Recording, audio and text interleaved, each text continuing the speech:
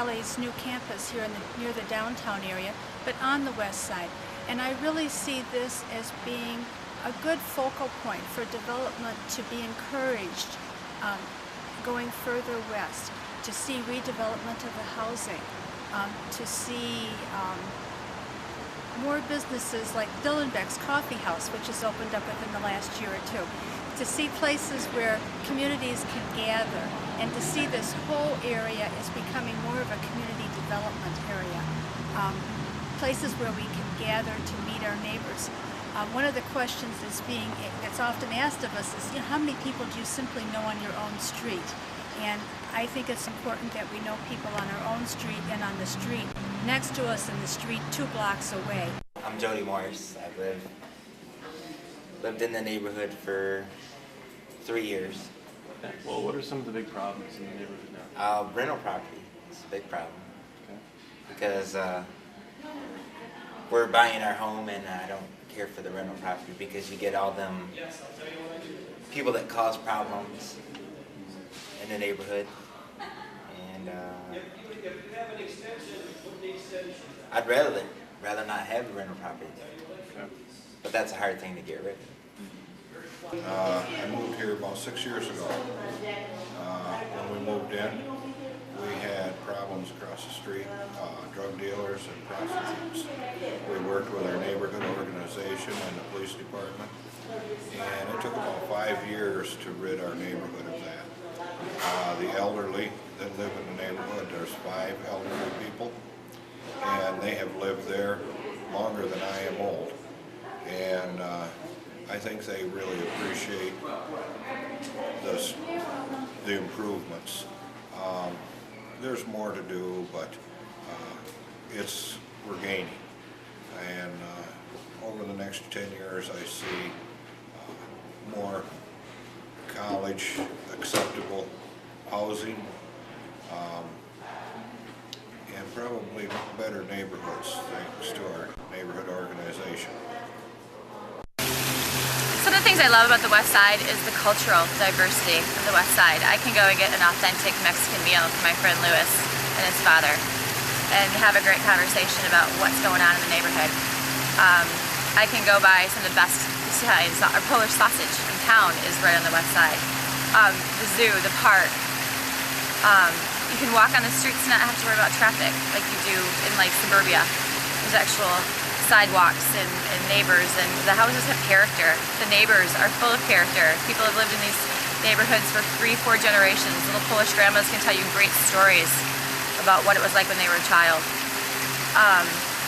There's just so much pride on the West Side. The kids are fun. The adults care. There's just a sense of community on the West Side that you don't see in suburban Grand Rapids, you don't see in the Heritage Hill. Even with the high percentage of rental, those renters have lived over here for generations sometimes. They've never owned, so they have something invested in the neighborhood that's not there, say in Kentwood or even Cascade. People open their doors, people stand on their porches, they have block parties. You go Plasking with your neighbors. You see them at the corner bar. You don't see that. I mean, it reminds me of the small town childhood. You actually walk down the street and you can call people by name. And you can't, I've never done that in a community before. You knew maybe your neighbors that lived upstairs, or you maybe knew the guy who lived next door, but you didn't know like blocks and blocks of people. You couldn't just run down to the local coffee shop and have them, know your name. You couldn't, and that's what you can do here. Is that it, Your Highness? Yeah. We got to talk. We're completely documentary, so. If you're buying tools, in addition to the tools that they have to rent, if you're going to go out and buy tools of your own, buy good tools. If you've got the opportunity to buy a Yankee screwdriver and an XYZ Chinese brand, buy the Yankee. It may cost you more money than it will last you longer. Like that, who just incidentally picks up one, he'll talk it down.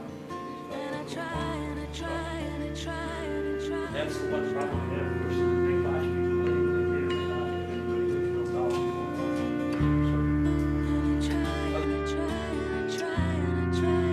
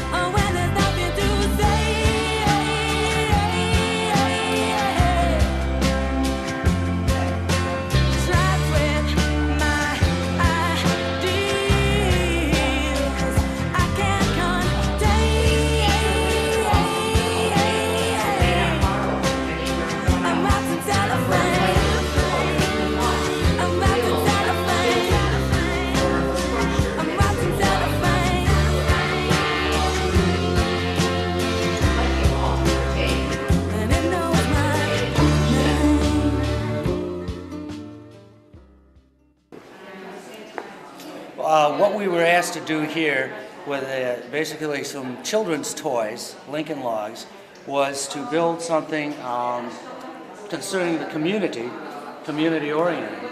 So what the idea was, we were going to build a circle of community, but we stopped halfway when we realized that you're never quite done with that the circle never really gets full. There's always things changing, always better ways to do things, so there's always a work in progress.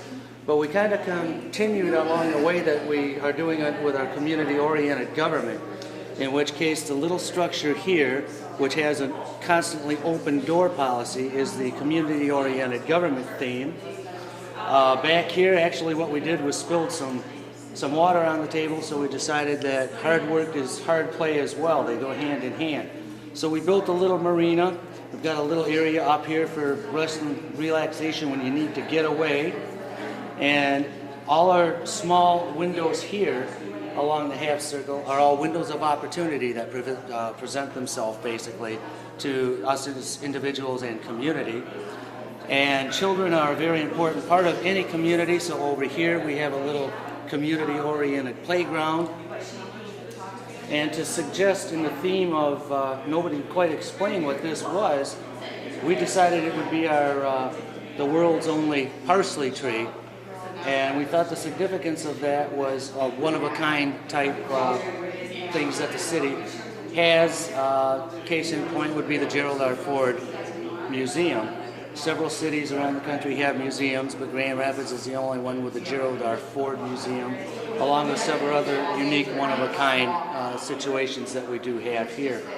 So that was kind of the theme that we had for this little play project, I guess. And we thoroughly enjoyed it. It was a lot of fun to do. The master plan is a great opportunity for neighbors to really influence the way that the city decides to develop the west side over the next 20 to 30 years. The last master plan was developed about 40 years ago, and it incorporated a lot of ideas about urban renewal. And urban renewal at the time meant, like, you know, bulldoze everything down and build these big cement bunkers that that allow us to take our cars from one place to another without ever really, you know, getting out into the environment and breathing fresh air. What we're learning is that people in neighborhoods, especially on the west side, want to have a walkable community. They want to be able to go down to a business district in their neighborhood and get some fresh groceries, and then, you know, walk over to Sam the barber and get their hair cut. They want to be safe. They want to be able to have lights at night. They want to have clean alleys and improve the quality of life in urban neighborhoods. So the master plan is becoming a tool now for neighborhoods to use to highlight those issues and to make their dreams come true in a way. And we're seeing that input is really having a positive effect, and the city is responding in a great way. For the City of Grand Rapids, these are some pictures of our projects that we have done with community development dollars over the years. We have a program for low-income families who reside in target neighborhoods and need assistance in fixing their homes.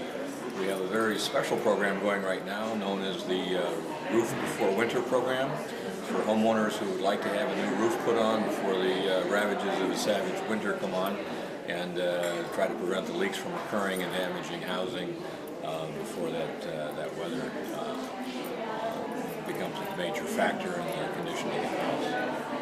To be applying for rehab assistance, a person can apply at 456-3030 and do an application over the phone, or visit our office at 1120 Monroe Northwest. We're on the 3rd floor of that building.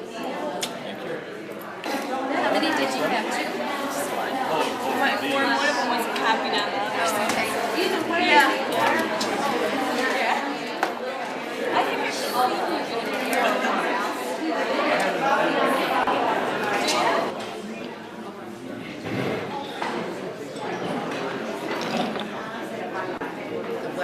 has changed dramatically since I was a little girl. It's a lot more diversity, but it's a different type of diversity than it was. We were used to the immigrants who came from Poland, Germany, the Lithuanians, and that was sort of an acceptable form of immigration. But in today, people are having a hard time with this wave of immigration we have going through. They're trying to be more accepting of it, but yet the older people are moving away and the younger people are staying, and they're the ones who's actually dealing with the diversity. Basically what I'd like to see is our neighborhood kept clean, safe, and quiet. That is the major goals. I don't want to move to the suburbs. I have a commitment to living in an urban area, and I want to stay in this city as long as possible. I lived there 10 years, and when I moved in, there was older people there. There was one nice, we call them Grandma and Grandpa. Now we got younger people in there, and the neighborhood is going to start getting cleaned up. It was going down, but we're working on getting it cleaned up. Yeah, my name is Isabel Mishka. I've lived in the neighborhood all my life, which is 71 years. I've seen things come and go, and a lot of building around, much more populated than it was years ago. And I see maybe better neighborhoods, a little bit better policing, but we do have good police force. And I would just like everybody to have a very good neighborhood. The worst things that I don't like is I see a lot of young teenagers drinking quite a bit, and they get a little rowdy sometimes. There's drugs in the neighborhood, but not as much as there used to be. I'd like to see all of that stopped. And people get along pretty good in our neighborhood, so I don't know really what else to say about it. Okay. My name is Debbie Smith, and I've lived on the west side 37 years, all my life. And one time we had a downside in this neighborhood, but now I see people fixing up their homes. And since that Trade Center bombing, even the kids in the neighborhood got together last night and was out on Fulton Street waving the American flag. Kids that were, somewhat fighting maybe a week or so before, put everything aside and banded together and show that they can come together, and I hope they can stay together. Really good. I see kids, once, they didn't like other races are now coming together and being friends and sharing their backgrounds and stuff with each other, which is a good thing. K-plan, wherein which, say you buy a home with the intention of fixing it up, you get the mortgage for what the... Well, we have the materials today for various different things. There's 100 questions and answers about buying a new home. For people first doing it, it's really kind of confusing, and this is a good guide to help people out. We have the Teacher Next Door program, and that is to encourage teachers to live in various communities, and it gives them a break on buying a house. This is for your protection, getting a home inspection, and it explains why you need a home inspection, how to find a qualified inspector. This is resident rights and responsibilities, and this has to do with your rights as a tenant in renting a place. This is don't be a victim of loan fraud. Unfortunately, sometimes what happens is they want to they try to sway people towards certain neighborhoods, which of course we know isn't a good thing. And then we have everything we have in Spanish as well, because as you know, the population of the Spanish speaking people is increasing in the United States.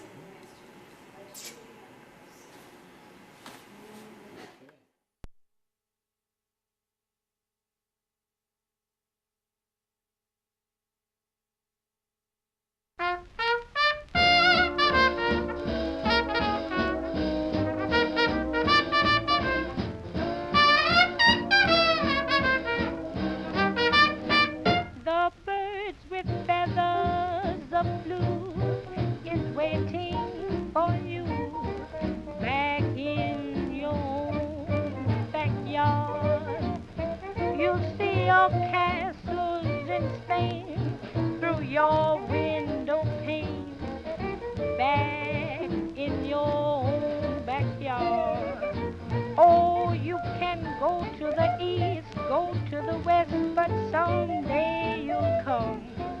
Weary at heart, back where you started from.